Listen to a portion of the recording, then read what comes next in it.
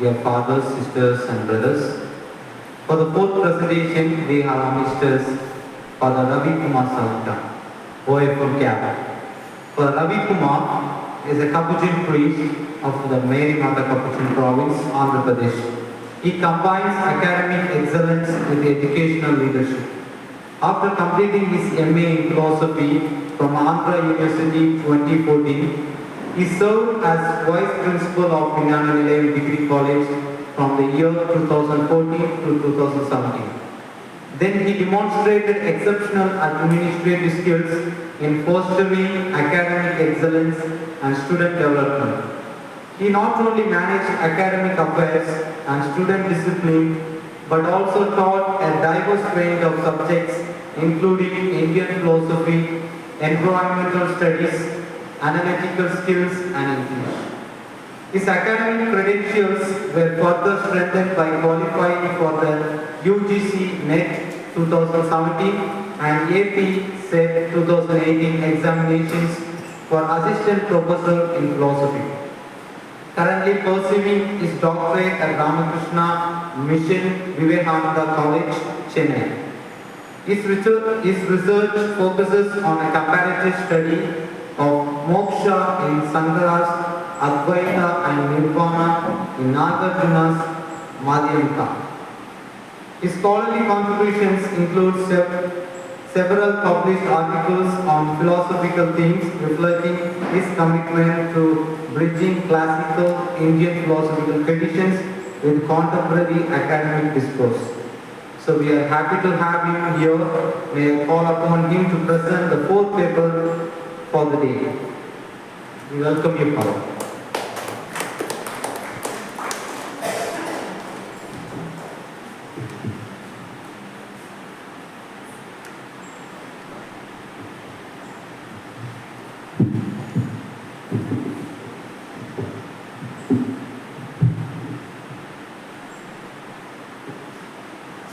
My seminar topic is Nagarjuna, a catalyst for societal transformation. I am Ravi Kumar Salanta, full-time PhD research scholar from the Department of Philosophy, Ramakrishna Mission, Vivekananda College Autonomous, representing University of Madras, Mylapore, Chennai, Tamil Nadu. Coming to the introduction, Nagarjuna, who lived around 100 to 200 AD, one of the most profound thinkers in the Madhyamika school of Mahayana Buddhism, he introduced this radical concept of Sunyata. It means emptiness. Nagarjuna concept of Sunyata holds profound implications beyond the metaphysical inquiry, offering a potential catalyst for societal transformation too. His philosophical insights of Sunyata have far-reaching insights and implications, not only just for individual liberation, but also how we might rethink society and social change. By reframing existence through the lens of Sunyata, Nagarjuna provides a new paradigm for collective action, ethical engagement, and social transformation. Rooted in the Madhyamika school of Mahayana Buddhism, Sunyata asserts that all phenomena lack inherent independent existence and are instead relational and interdependent. This understanding challenges the rigid categorizations and the dualistic thinking that often underpin all the social structures, hierarchies, and inequalities. By deconstructing the notions of all the fixed identities, whatever it be the individuals, classes, and nations, Sunyata encourages a worldview of fluidity, compassion, and interconnectedness. In a societal context, Sunyata acts as a catalyst for openness, adaptability, and compassion, as it encourages the recognition of the interconnectedness and the interdependence of all beings. Shall we see what is this term and its etymology and its definition? The term Sunyata is a Sanskrit word. It is usually translated in English as emptiness, nothingness, devoid, or voidness. In Pali language, it is known as Sunyata, which carries the same meaning as the Sanskrit term. Sunyata is also related to other various remarkable Buddhist concepts such as Sunnadhara, Sunyata Prasanna, Sunyata Mukti, Sunyata Vimokha, Sunyata Vivara.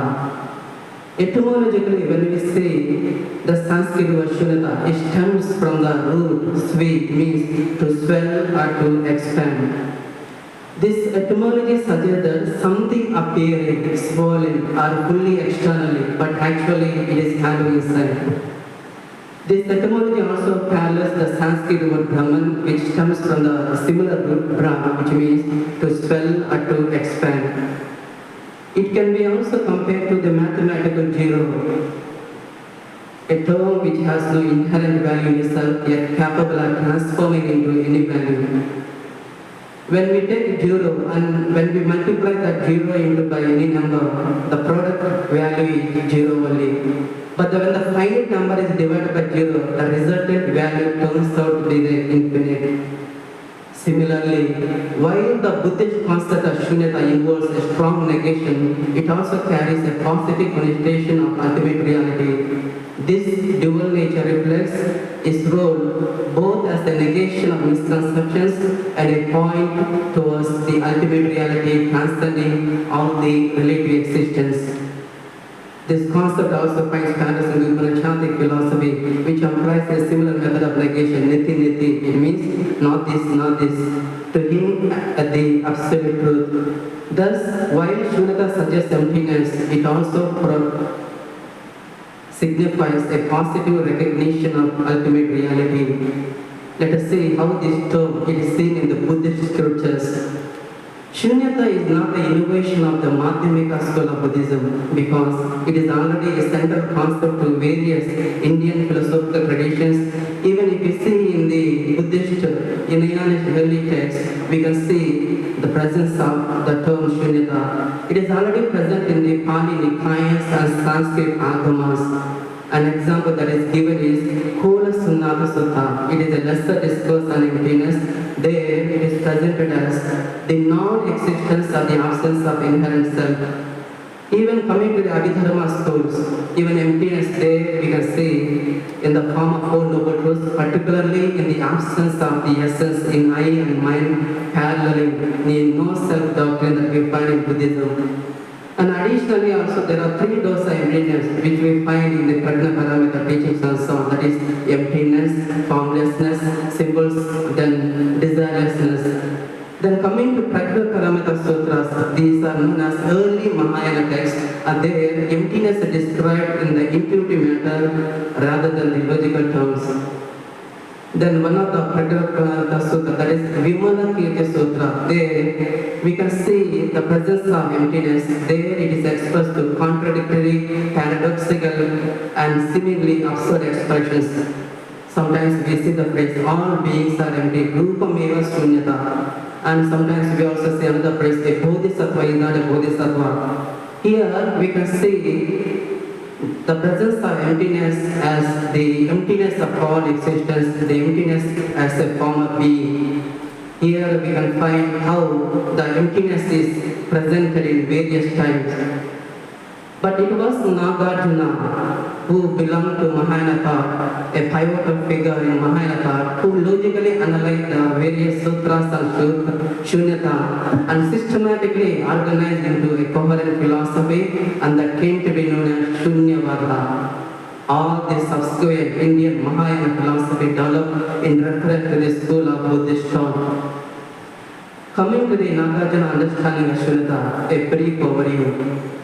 And he is considered the first systematic expounder of Madhyamika philosophy, and he placed Sunyata at the core of his teaching due to his ever-recurring use. The term Shunya, it was misunderstood by many people, even the authorities in the philosophy, they think that it is nihilism. But it is a great misunderstanding if you think like that. Chandrakirti, a significant Madhyamika philosopher, explicitly says that we are not nihilists. Na vayam nastikaha. Even Nagarjuna, in his Ratnavali, one of his books which he has written in Pali, the said it is also translated into Sanskrit, there he condemns nihilism as leading to hell. He contrasts this with an affirmation which leads to heaven, ultimately emphasizing the non-dual truth which is beyond both affirmation and negation, leading to freedom. Then coming to Nagarjuna's principal text, that is Mula Madhyamika Karika, and it is the text which is written both in Sanskrit and Pali.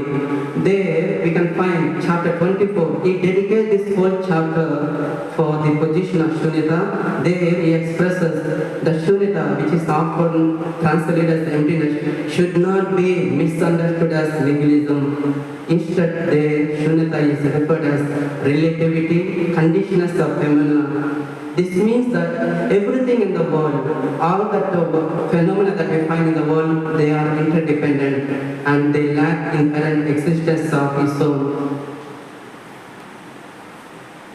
From the above understanding, it is very clear that the term Sunyata in the Madhyamika philosophy does not merely mean nihilism, it means something above. And here Sunyata has been used as a reality. It is absolute reality beyond the intellectual comprehension. And here, it cannot be fully grasped by the intellectual or conceptual thought. And Shunya essentially signifies that absolute reality which is indescribable. In Sanskrit they say avakya, and it is that reality which is beyond the four categories that is Chatuskoti Vinirmukta. It means for Nagarjuna, Sunyata means it is the reality which is above everything. It is beyond our logical cognition, and it is a reality which transcends the four categories of intellect, that is existence, non-existence, both existence and non-existence, and neither existence and non-existence.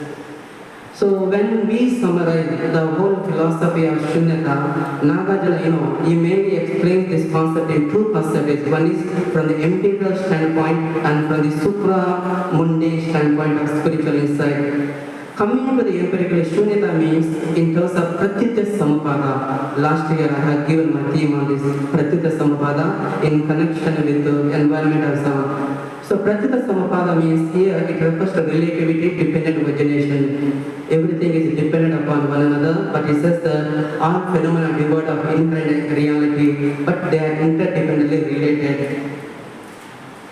Coming to the absolute front of view, Sunyata represents the ultimate reality for Nagarjuna. It is synonymous with the release which he has from the plurality.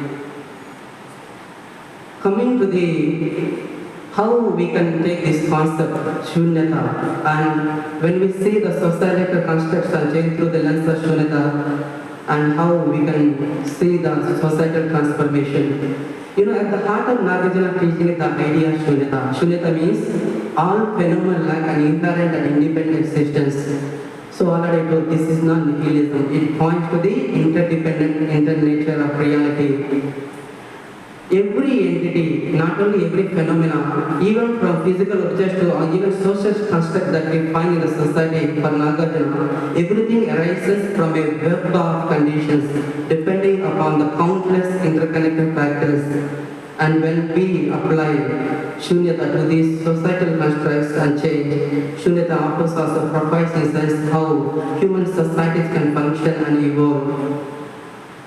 Let us say, according to the understanding of Nagarjuna, these societal constructs are dependent arising. Already I told you that all these constructs, whatever you find, they arise out of human interaction and cultural evolution and historical context, and they are subject to change because they exist in a web of interdependence. From the perspective of Nagarjuna, everything is fluid, everything is interdependent. Institutions that we find in the society, it may be the government, law, education, even the family, all these are static entities with no inherent permanence. They shift and change in response to various conditions such as economic developments, technological innovations, and evolving moral understandings. Being Sunyata, being societal context to the lens of Sunyata reveals the contingent nature rather than something that is rigid or unchangeable. Even in a societal context, all aspects of social life, maybe economic systems, political power, cultural norms, all these are contingent and not absolute. When we look at the contemporary society, even when we see the institutions, identities, values for Nagarjuna, though we think that these are stable and permanent, for Nagarjuna, all these are only contingent realities. They exist due to the specific causes and conditions, and they are subject to change and for transformation. Here we find the concept of interdependence that challenges the idea of fixed, isolated identities and shows that nothing can exist in isolation. Every individual system, or that may be institution or any system, it is shaped by the intricate web of relationship. Recognizing this interdependent nature invites us to see ourselves not as separate entities from the society, but as part of a greater whole. Challenging the fixed identities and norms. So one direct application of Nagarjuna Sunyata to social change is challenge to all the rigid and fixed identities, whatever it may be the individual or collective. In modern society, we find categories such as race, gender, nationality, class. All these identities often they are treated as fixed and essential and unchanging parts of the identity. But when we look at all these identities through the lens of Nagarjuna Sunyata, we see that all these identities are socially constructed, dependent on conditions, and they are not inherently real. They are empty of inherent essence. They are conceptual labels arising due to social, historical, and psychological conditions. So recognizing the emptiness of all these identities can facilitate a deeper understanding of social justice movements, which can challenge all this rigidity of the identity-based hierarchies. For example, all the feminist and anti-racist movements, which often critique the ways in which society essentializes all these identities of gender and race. So Sunyata encourages questioning all these constructs, offering a framework for deconstructing all these social hierarchies and promoting a fluid understanding of identity. And for understanding of Sunyata, change here is natural. Because all societal constructs are interdependent, and since they are without inherent existence, change becomes here inevitable. Embracing Sunyata in the context of social change means understanding that no social structure is absolute or eternal.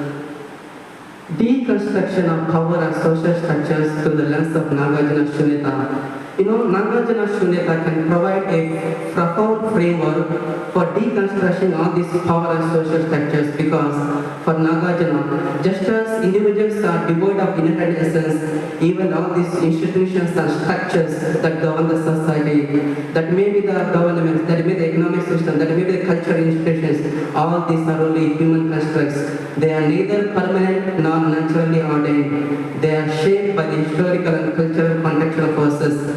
So here we can find their emptiness, but that opens the door to questioning and transforming these systems.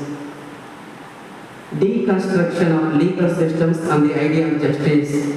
Nagarjuna concept of Sunyata offers also a profound lens for deconstructing even the legal systems and the idea of justice. Legal systems, like all phenomena, also devoid of fixed and eternal, but they are only contingent on various cultural, historical, and political factors. They do not embody an ultimate or objective truth, but arise from the social conventions that shift over time and place. From this perspective, when we see even laws and justice for Nagarjuna, they are devoid of inherent essence. They are product of interdependent conditions that may be social, historical, political forces which are constantly evolving. So legal systems, which are often regarded as objective and universal, they are seen as contextual and mutable, reflecting the specific conditions of their time and place. So even for Nagarjuna, justice is a fluid and mutable concept that evolves according to the specific needs and values of different society. For example, legalization of same-sex. When we see 50 years ago, this legalization of sex was illegal and it was considered to be morally unacceptable. But today, many legal systems recognize this as the fundamental right. What that was illegal, today it has become the fundamental right because everything is changing. This shift here highlights how legal judgments are also shaped by the social, cultural, historical, political context rather than represent the timeless and the moral truth. By understanding justice through the lens of Sunyata, we can challenge all those rigid, exclusionary legal framework, advocating for systems that reflect and changing the needs of the society with an inclusive society. Coming to the deconstruction of economic systems. For Nagarjuna, just as all phenomena are dependent of, they are devoid of inherent essence, even the economic systems like capitalism, socialism, they too are contingent and interdependent. They are not the ultimate realities.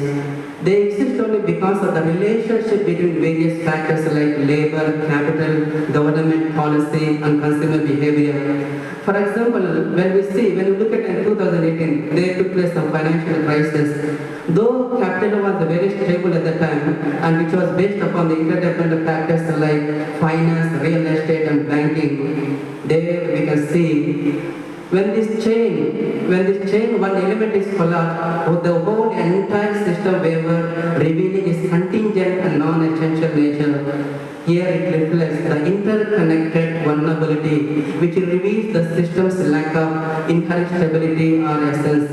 In essence, for Nagarjuna, both capitalism or socialism. So, from the perspective of Sunyata, all these are empty of inherent essence. They arise, evolve, and collapse based on a multitude of factors. Viewing economic systems through Sunyata reminds us not to reify them but to recognize their impermanent and fluid nature because they are shaped by the interconnected forces.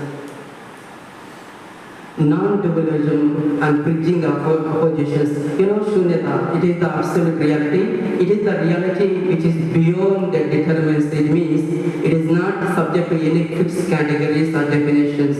It is free from all the conceptual categories, empirical predicates, all that we attempt to it. So Nagarjuna, in his Mula Madhyamika Karika 18:9, there he says that Sunyata is beyond conceptualization, non-relative, non-determinative, quiescent, non-discursive, and non-dual. So when we take this Nagarjuna concept and non-dualism, which is rooted in Sunyata philosophy, here we can find a critique of dualistic thinking which divides the world into binary opposites such as self, the other, rich and poor, powerful and powerless, good and evil. For example, when we see the distinction between rich and poor, which arises in relation to each other, so from the perspective of Nagarjuna, this distinction is empty of inherent meaning because the identities of rich and poor, they do not exist independently of each other, nor do they have any intrinsic qualities. Even these categories, the distinctions that we find, these are all created by human minds and they are sustained by the socio-economic conditions. However, they are not immutable absolute categories, they are inherently real.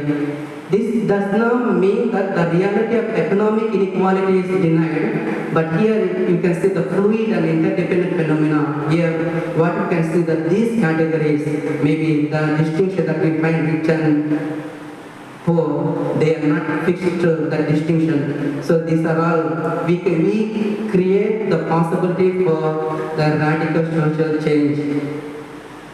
Sunyata is the foundation even for social equality. It can break down the concept of otherness. So one of the most profound implications of Nagarjuna Sunyata is the ability to discern the concept of otherness. Always in the society we find this distinction between us and them, which leads to discrimination, oppression and exclusion. So whatever may be the marginalization of the racial minorities or the de-evaluation of women, all these divisions are based on the mistaken belief that one group is inherently different from the other. The perception of otherness stems from the belief that certain groups are individually fixed or essential qualities that make them fundamentally different from others.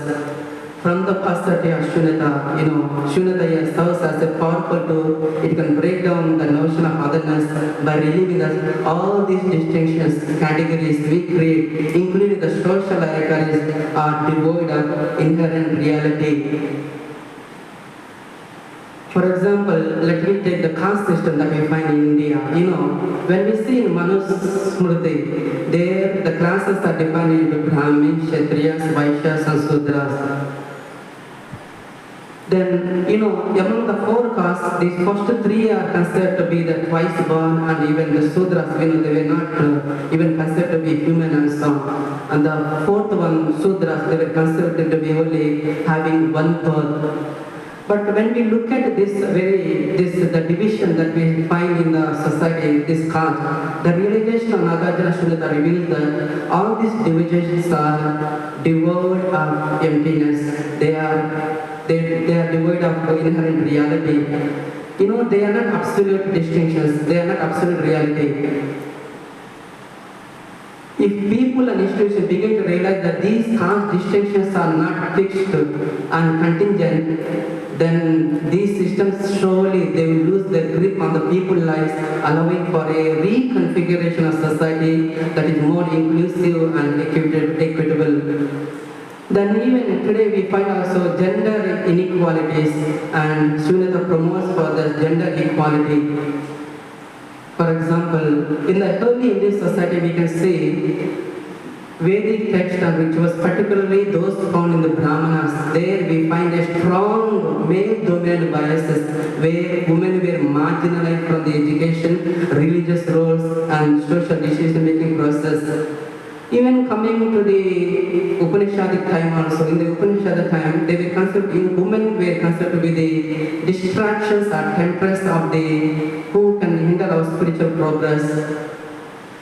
But even when we come to even Manusmriti, this is the laws of Manu, there we can see how these distinctions, even how these were subjugated, they were not given status in the society.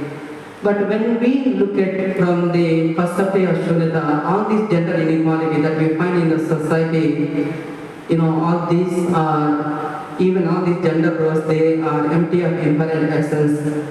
And for gender identity, whatever it may be, all these identities, they are not fixed or predetermined, but is only they are a product of some contingent historical special factors.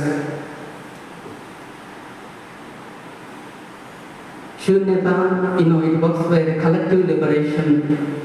While traditional Indian philosophy,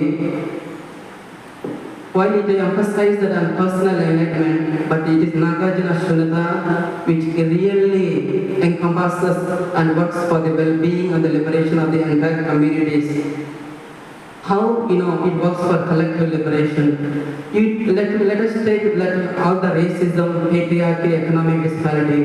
From the understanding of all these categories, all these oppressed situations, from the understanding of Sunyata, they are all empty of inherent essence. All these systems are coming from historical, cultural, economic conditions, and they can be transformed because they are not fixed. The middle way in social context, Nagarjuna, a key proponent of Buddha's middle path, he emphasized also a balanced philosophical approach, rejecting both extremes of eternalism and nihilism. In his Mula Madhyamaya Karika, he says that he begins that Mula Madhyamaya with 8 negations. It means that is similar to the middle path which Buddha emphasized. So Nagarjuna middle path advocates avoiding the extreme positions, offering a nuanced view that opposes both absolutism and skepticism. For example, how this middle path, which Nagarjuna is the middle path of the same as Sunyata, how actually it can be seen as a spiritual path, because the middle way, when we take into our society, we can avoid the extremes. For example, in the society we find extreme individualism which denies the interdependence and fosters only selfishness. On the other side, in the society, we find authoritative collectivism, which denies the individual agency. And when we follow the middle way, which Nagarjuna and Buddha emphasizes, when we follow this balanced approach, and we can work for the interconnectedness of all beings and the importance of individual dignity can be gained. This balance is very crucial in pursuit of social change in the society. Then even compassionate action from the wisdom of Sunyata. Compassion is not only merely a feeling of sympathy, but is an active response to the recognition of interdependence and interconnectedness. When we see that the suffering of others is inseparable from our own suffering, all things which exist in the web of interdependence, here we are compelled to work not only for our own justice, but justice not only merely as a duty, but it is a shared humanity. If all beings are empty of their intrinsic nature, then harm done to one person, surely it will reverberate throughout the entire system. So from this perspective, social justice becomes a moral imperative born from the understanding that harm done to one, also done to oneself. Coming to the conclusion, Sunyata, a vision inspired with social justice we can have when we look at through the lens of Sunyata. So Nagarjuna teaching of Sunyata is a powerful framework for understanding and engaging with societal change. And when we come to know that the emptiness of all the phenomena, including social structures, identities, Nagarjuna invites us to question the inevitability of these oppressive systems and to see the possibility of transformation. In a world that often feels rigidly divided, structurally fixed, Nagarjuna Insights offers a vision of fluidity, interconnectedness and change. A vision, when applied, has the potential to reshape the society in a profound and liberating ways. So by recognizing the emptiness of all the phenomena, even all these social identity hierarchies, we can begin to dismantle the rigid structures that perpetuate all this inequality. So his teaching also points a world where dualistic thinking is transcended and interdependent is recognized as the true nature of reality. By recognizing the emptiness of the intrinsic identity, the interdependence of all beings, we can cultivate a vision of equality rooted in compassion and mutual care. Nagarjuna Sunyata encourages us to transcend dualistic thinking and essentialize categorizations, allowing for more fluid and inclusive approaches to social justice. Thank you. Thank you to your father for a beautiful presentation. It was the time for questions and clarifications.